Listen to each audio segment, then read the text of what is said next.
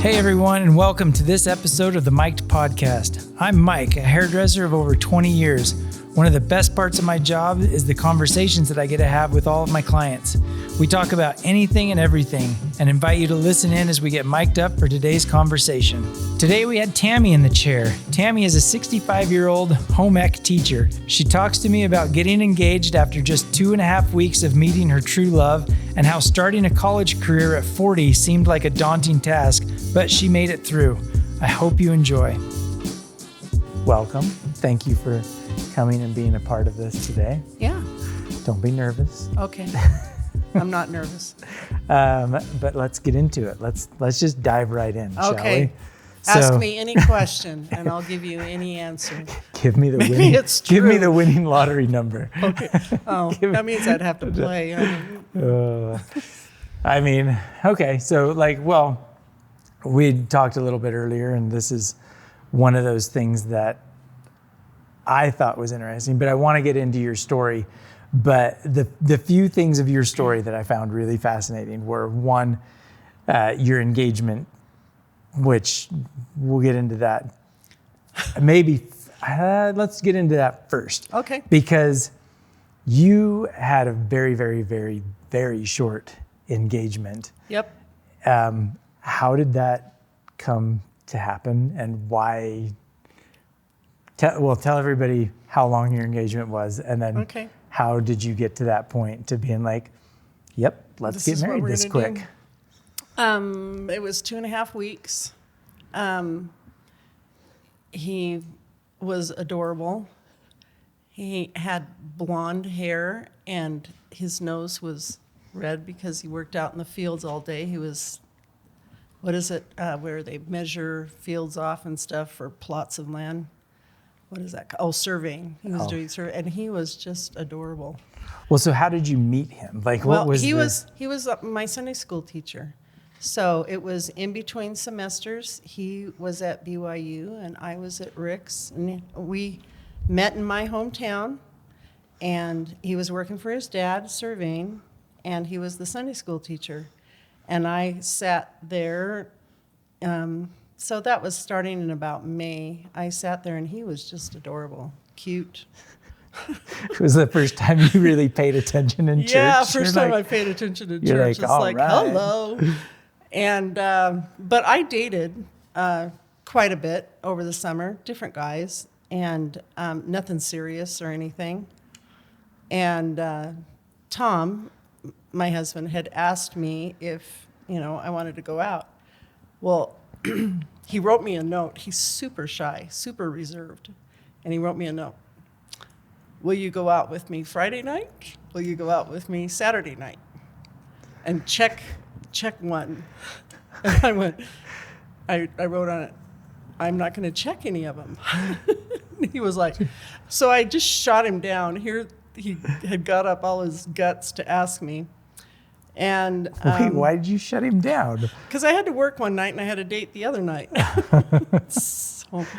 And that was like in June. And anyway, we, I don't know, maybe about 2 or 3 weeks later, we were at a church event and just kind of milling around after, eating red punch and cookies.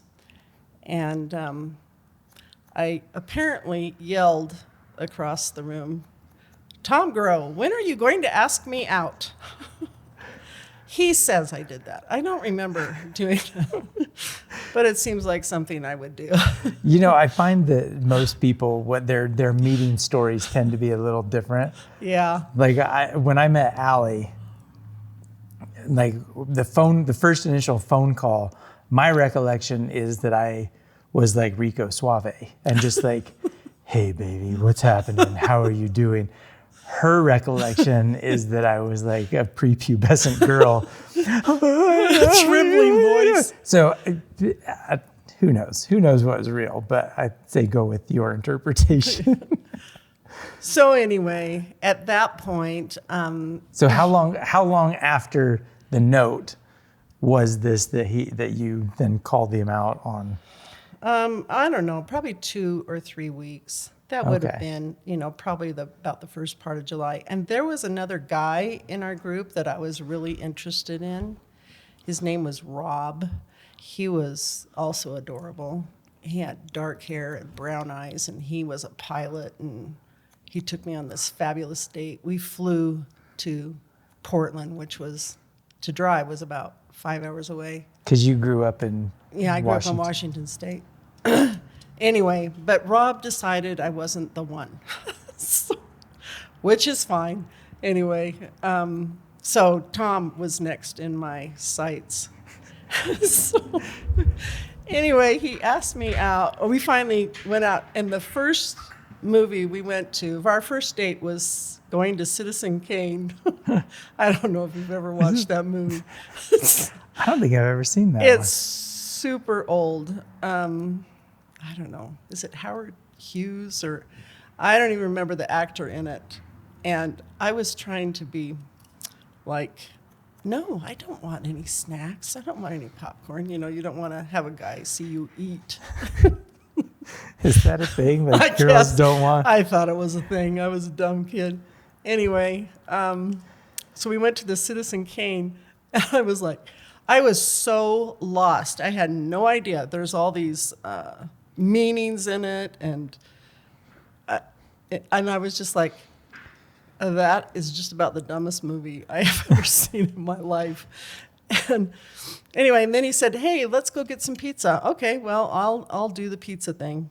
And so we went out to pizza, and I don't know, we wrapped up. It was probably, 10 or 11 o'clock at night when he took me home.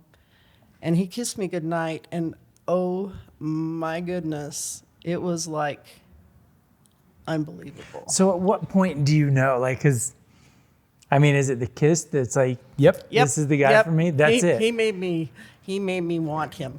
Weak in the knees. It was his fault. But is that that's? It was just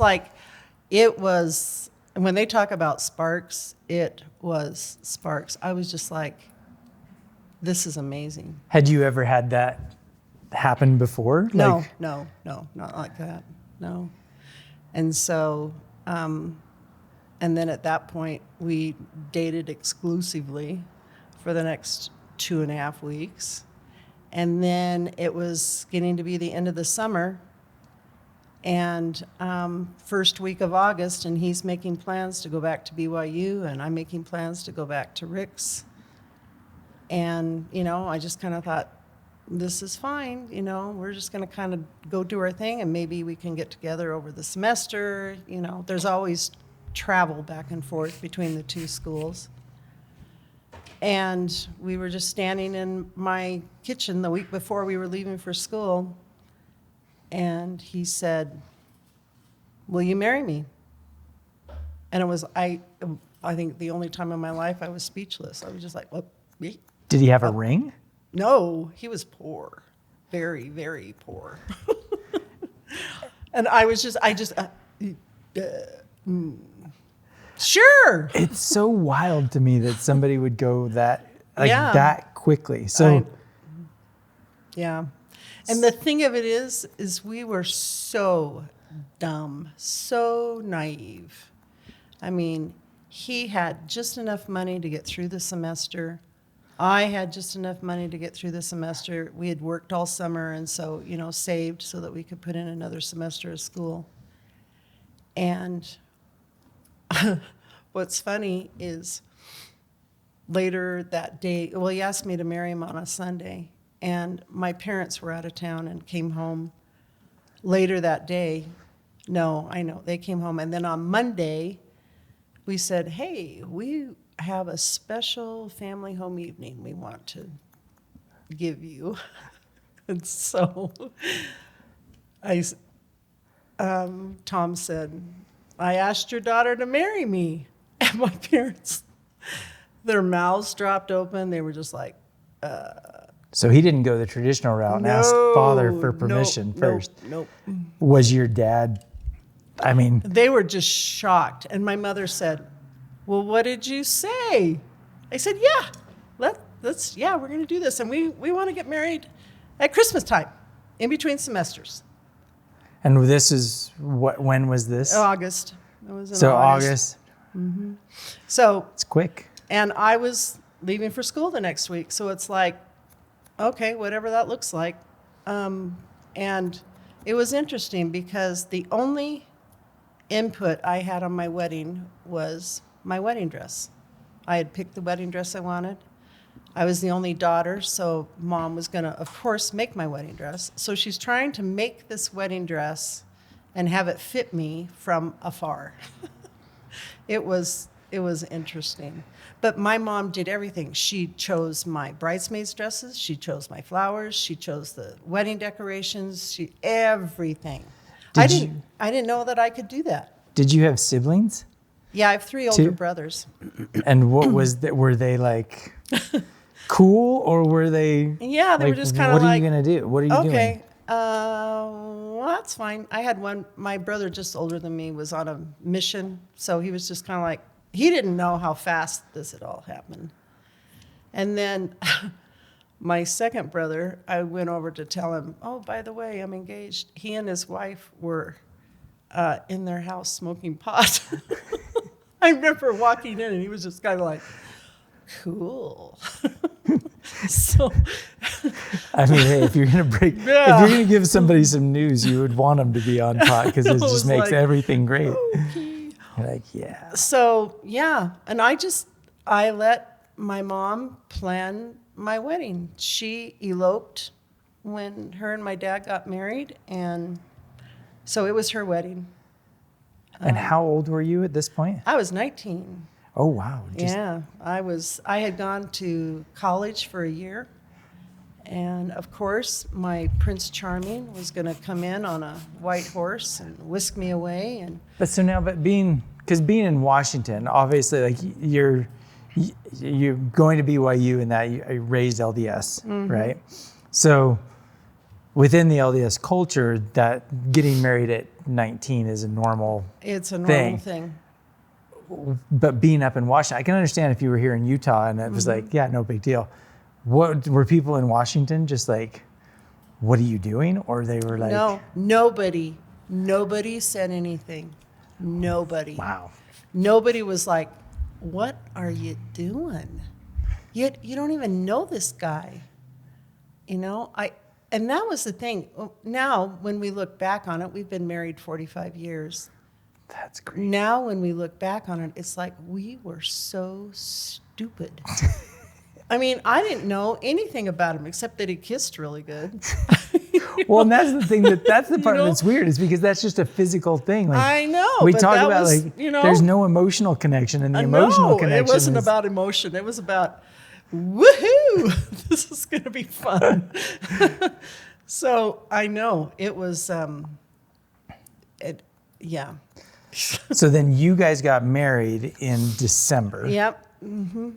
And then did you just move? He was still going to BYU? He was going to BYU. He had his last year ahead of him at BYU. So did you move to Utah then at that point? Yeah, we moved to Utah. We were staying in a little, it was somebody's converted garage down by the train tracks. We were about 50 feet from the train tracks. It would not be approved nowadays.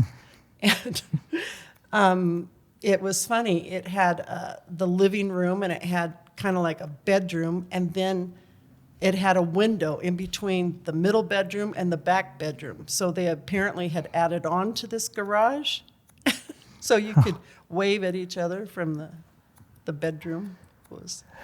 And he went to finish his senior year, and I went to work, and we couldn't wait to get pregnant. And so I was pregnant, and we had our first child about 14 months later. So we were doing what we were supposed to do. And man, you get married and you make the babies. So did you find, like, was it, I mean, as you get to know somebody, like I've always said, like from here on out, I'm going to tell my kids this, you need to be with somebody for at least a year. You need to see him in all 4 seasons before. So were you finding things out about him as you went that were just like, no. Whoa. Or it was just like, yeah, this is everything that I wanted and then some. He is this totally laid back guy, kind and gentle sweet-natured. He does not have a temper. I can count on one hand the, I don't know, what would you say, a disagreement that, would be like, oh, we're having a disagreement. And it's not that he caves into me. We just immediately had this respect for each other. We both came from kind of, traditional homes where the father is the boss and the provider and la, la, la. And I think he didn't want that and I didn't want that. But we just kind of naturally fell into that. Always has been super easy to talk to. And I am very transparent. So, and anyway, it just worked. And you know what? I can remember the first 10 years of our marriage, I thought, this is so easy. Why are people whining and complaining about their marriages? This is so easy. And then we had, crisis come along, kids get sick and, family stuff going on. And then it was like, oh, this is hard. So I was going to say, because you had your first kid 14 months after you got married. Mm-hmm. And how many kids did you guys have total? We had 6. And they were all born within 10 years of each, I had our first one in 1980 and our last one in 1990. So wow. Our first 4 were in 5.5 years. Whoa! How do you handle that? I didn't handle truly, it very well. How do you? I mean, the first 3, that was, okay, we can do this. When that 4th one came, I was like, oh, no, what have we done? And then I really was done. I was like, we got 4 kids. They're all healthy. My husband was doing better in his career and all that. And then I felt like another little girl needed to come. I mean, I had dreams about her. And I was like, okay, I'll get pregnant again. I guess if I have to. And what's funny is we ultimately ended up with 4 of our girls all being born in October. And I remember bargaining with God and saying, okay, I will have another baby, but I don't want a baby in October because you have to be pregnant during the summer and all that. So she came October 12th. So the bargaining didn't work very well for you. God you doesn't listen. Yeah. And then because I can't bear uneven, I thought, well, we can't just end with 5. So we had the last one. And she was born October 8th. Oh, so it was like, okay, so God does have a sense of humor. And then we knew we were done. I was done. And that was it. And then you stayed, you fulfilled, you kind of went down that traditional road. Oh, it was not very because you wanted to, but that right. was just like, hey, this works and this is what we're doing. I got a lot out of being a mom, out of keeping a home, being a part of my children's lives every day. I was certainly not a perfect parent, but I did the best that I could, and I loved it. I did not feel like I was missing out on anything by not having a career. I just felt like this was what I was meant to do, and my husband was more than willing to work, and he basically worked 2 jobs because he had to work his regular job, and then he'd pick up extra in the evenings. He works in television, and he worked at the local television station, and he'd go to work at 4 a.m, and then he started picking up Utah Jazz games that he could do in the evenings. He does the graphics. He types in all the information you need, and anyway. So he's done that for a long time. Yeah, he's done that for 40 plus years. So even when you guys were first married, was he traveling all the time? No, gone, he was stable. He worked at the television station. And then, with our family growing, he knew he needed to pick up more work.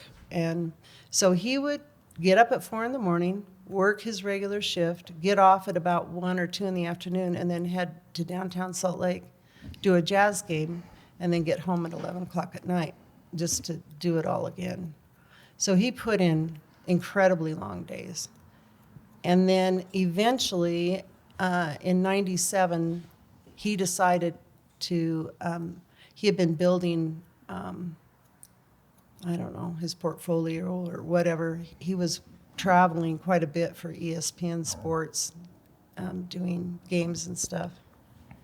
And finally, we just decided he was going to go full-time freelance. And he left his television station he worked at. And it was a leap of faith.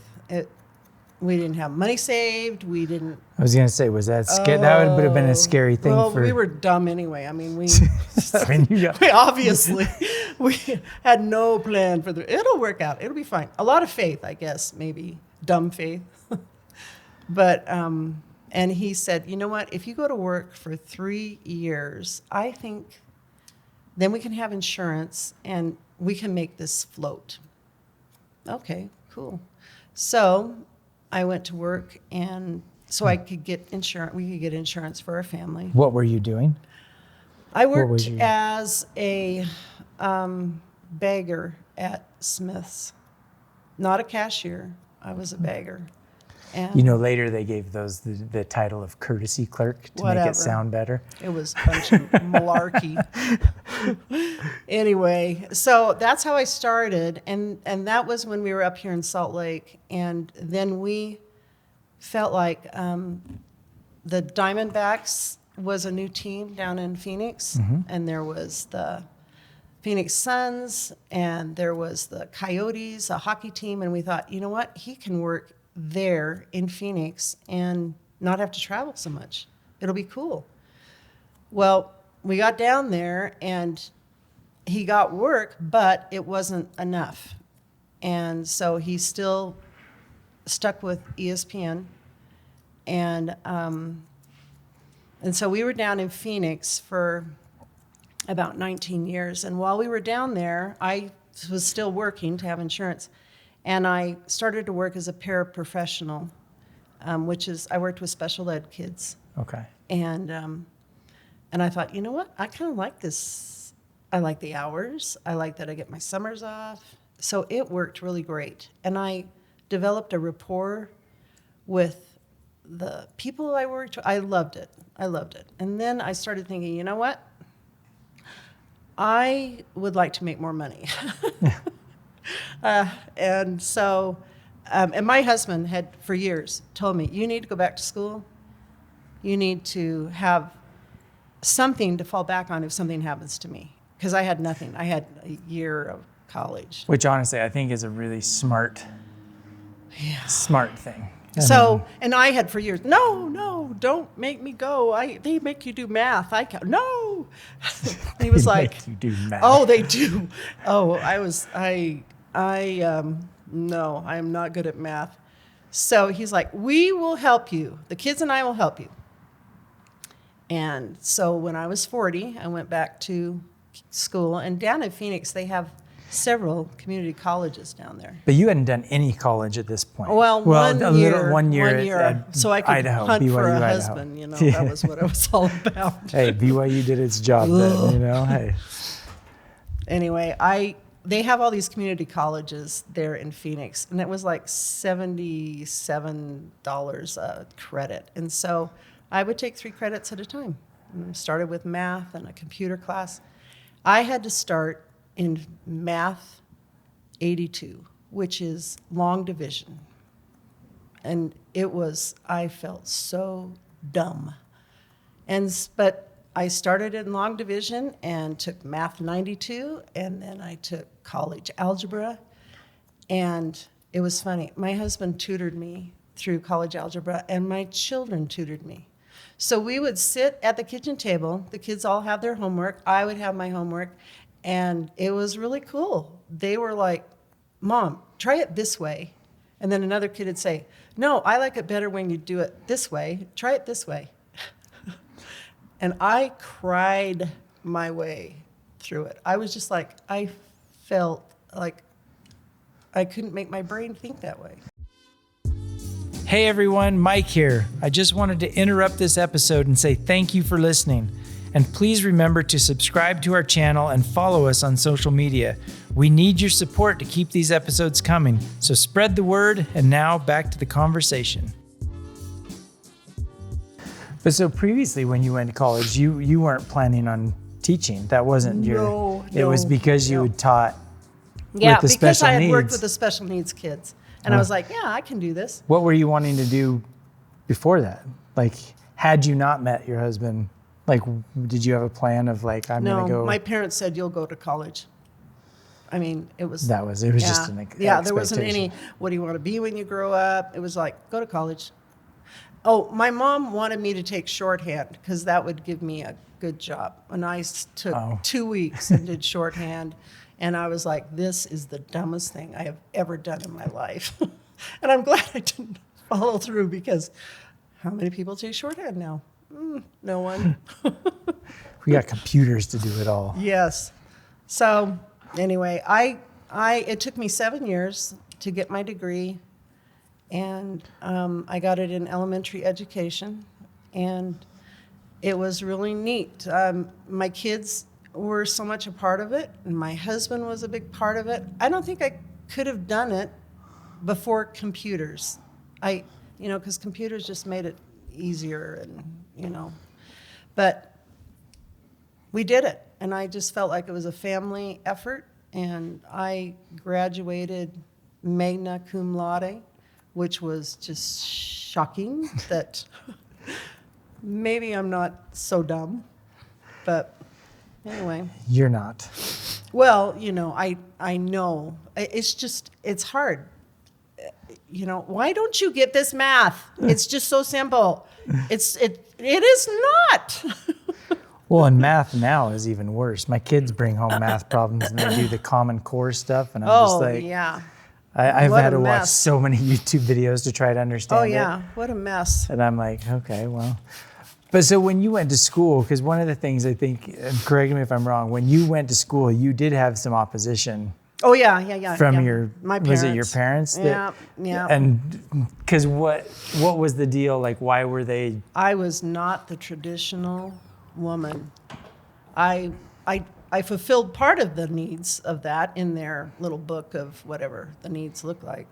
I did get married, and I did start reproducing, having children, and I made my family homemade meals, and I made their clothes, and so I checked all the boxes. But when I was working full-time and I still had all my kids at home and started taking classes one at a time, my parents hit the roof. And it was both mom and dad? Oh, mama, yeah. And my dad called me one day crying on the phone. And my parents, have always called me Sissy. And he's like, Sissy, you are not taking care of your family by going to school. You need to stop going to school, and you need to, reevaluate what you're doing here. And I was just like, okay. I was going to say, how does that conversation go? Because this is something that you want to do. Yeah. It's something that you're like feeling good about. Yes. But when a parent comes and says, you're doing it wrong, like that. And it was like I was making it work, and, I had the support of my kids and my husband, and I could see myself becoming who I needed to be. I was all these people. I was someone's daughter. I was someone's wife. I was someone's mom, but I didn't know who I was. I had always done what I was supposed to do. Mm-hmm. And to go against tradition and go to school didn't fit what they thought I should do. But how did you feel about it? Like, I loved it. Except for the math. The math was awful, but I loved it. I thrived in it. And I was at ASU, and they have a program there. I don't know if they still do, a professional program where basically you take your junior and your senior year all in 1 year, 4 semesters. You have to commit that you won't work. And I put in 63 credit hours in a year and did my student teaching. And I just, did it. And there were like 22 of us in this program. They put you right in a school district, and you're working with professors that come to we had a little room set up on one of the campuses I was getting my elementary degree. And they would all come to us, and everybody started calling me Mom. I was one of the oldest ones in this program. Well, I mean, 40 is... Well, by that time I was about 46. And anyway, so they called me Mom, and I would bring them cookies and make soup and, all that stuff that made me feel good. So, yeah, I did it. And I was just so proud of myself that I was able to do that. And anyway, it's just interesting that. And then I have 3 older brothers that one of them went a year to college, and another one I think he went maybe a year or 2. But they had no interest in that I had graduated from college. They're more like, well, who do you think you are? Don't rise above your raisin. Oh, so they weren't supportive of it? No, they didn't say anything. Here I'd worked for 7 years for this degree, and it wasn't even hey, that had to be hard. I can't imagine trying to take care of your kids. Do you feel like there was maybe a little bit of jealousy? Like they were just jealous that you had done it and they hadn't? Know. It was just like, come on, guys. I mean, a little bit of that sibling rivalry of... Anyway, one of my brothers, my oldest brother, his daughter is currently doing the same thing I did. And about a year ago, he came up to me and he said, that must have been really hard for you to do that, to work and to have your family and trying to go to school full time. And I went, it was. And he says, I'm sorry, I didn't ever, tell you I was proud of you. And I was like, oh my gosh. So what do you tell the kids today? Because I feel like the idea of working, getting your degree, like that kind of stuff is, people just don't do it. There are probably still a few that are, but it's not as common. At least I feel like that. I don't feel like I hear as many stories of somebody being like, yeah, I'm working 3 jobs and then doing school. And then what do you tell the ones that are like, well, I can't do this because I've got this, I've got that, I've got this. I guess I haven't had that. I don't know. And I think we're all different. I don't know. My kids, 5 out of 6 of my kids all graduated from college. 2 of them have master's degrees. One of them, the youngest, she was like, yeah, college isn't for me. And you know what? She has a really good job. She's found her place. And so I have decided, I guess, that you don't have to go to college to be successful. I teach now CTE classes. I teach a foods class. And so I have kids come through my class every day that, you know what?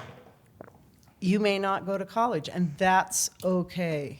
It's not for everyone. See, but that's the weird thing, because my daughter, who's 8th grade going into 9th, she just had to go meet with her counselors, and they're already talking to her college. Yes. Like, you got to start planning your college course. Well, what's your plan? And we're more along like find your passion, find what you love, and then go down that road. Really push yourself to find the stuff that you enjoy, because I kind of agree. It's not about what you know anymore. They're graduating with the horrendous debt. Mm-hmm. And, you can be an electrician and not have the debt, and you're making major bucks. Why would you spend $100,000 on a degree and then you have to spend 30 years paying it off? It doesn't make sense to me. But for those that want to go, that it's important to go, yeah. But I'm glad I did. I have no regrets on that. I probably wish I would have started a little sooner. I could have, but it was my own fears of, I guess, failing. And that voice in the back of my head that's like, you really are no better than just hanging out at the house and making babies, So,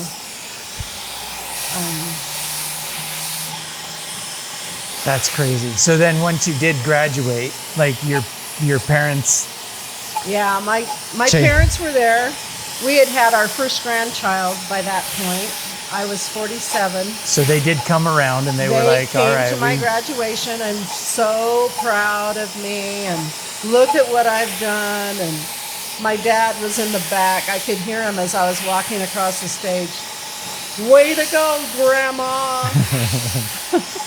So, eventually they're like, hey, this was really a great idea. Okay, thanks. So how did you land teaching what is it, C&E? Well, CTE, Career and Technical Education. I teach foods.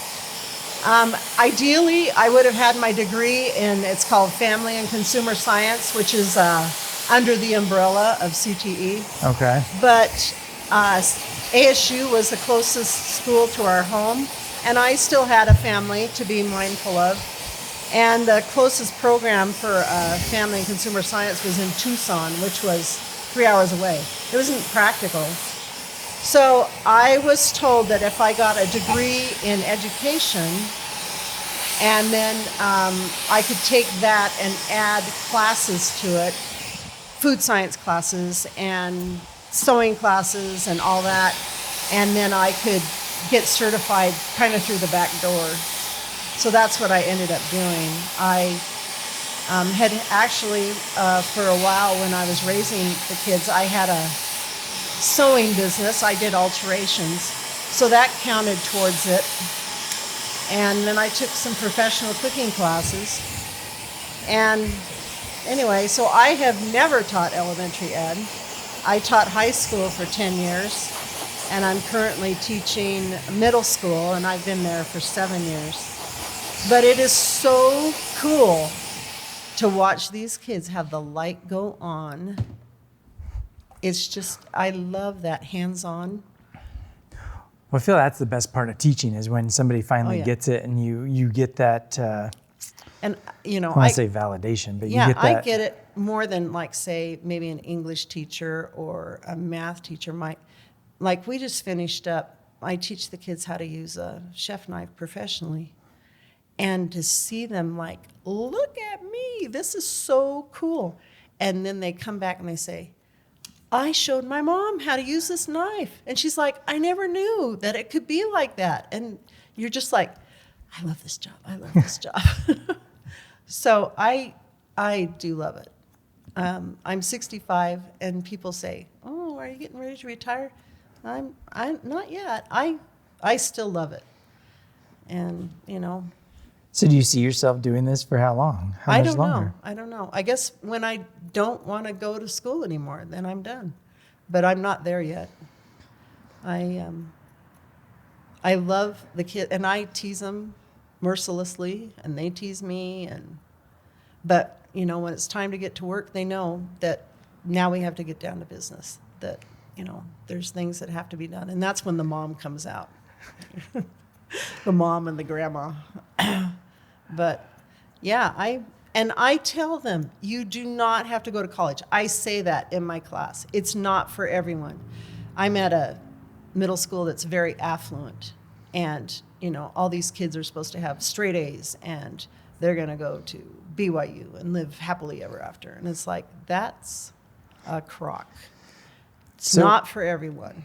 No, I'm curious as a teacher's perspective in a middle school, Do you find that the kids, like, what are the issues that the kids are having the majority of the time that maybe a parent that's listening or somebody like myself, like I have a 13-year-old daughter that's in, are there issues, things that you notice as a teacher that you're like, man, if the parents would just do this, it would help for us, so much for those kids or for you as a teacher? Like, for us being at this affluent, for me being at this affluent school, there is a lot of pressure on grades. When I taught high school down in Phoenix for 10 years, I never, ever had a kid or a parent say, my child has an A-. I want them to fix that, or I want you to fix that. Never. And from the first semester I started teaching here, I have had a parent or a kid say, it's an A-. What can I do? I can't have an A-. I'm like, it's an A. It's an A-. And I'm just, so that pressure, I just struggle with it. Do you feel like they just can't handle the pressure? Yes. Oh, yeah, they can't. And so they have to be this perfect kid. And I guess I see myself there. I had to be the perfect daughter, and I was going to get married and have children and live happily ever after. And, and so I see it. I had that pressure. My parents, this was the expectation. You didn't fit the expectation. And, so, but there is a lot of pressure on grades. I have kids every semester that are hospitalized with eating disorders and anxiety that is just crippling. They can't come to school because they're so anxious and struggling. So I see that every day. I had a girl run out of my classroom just this past week. She had a major anxiety attack. And my heart just breaks for her. I don't know her story. I don't know her situation. I, reached out to her parents, what can I do? And I haven't heard back from them yet. But anyway, so it's hard. That's what I see. It's really hard. I think that's the part that I worry the most with my kid. I don't want them to feel like I'm putting that pressure on them. But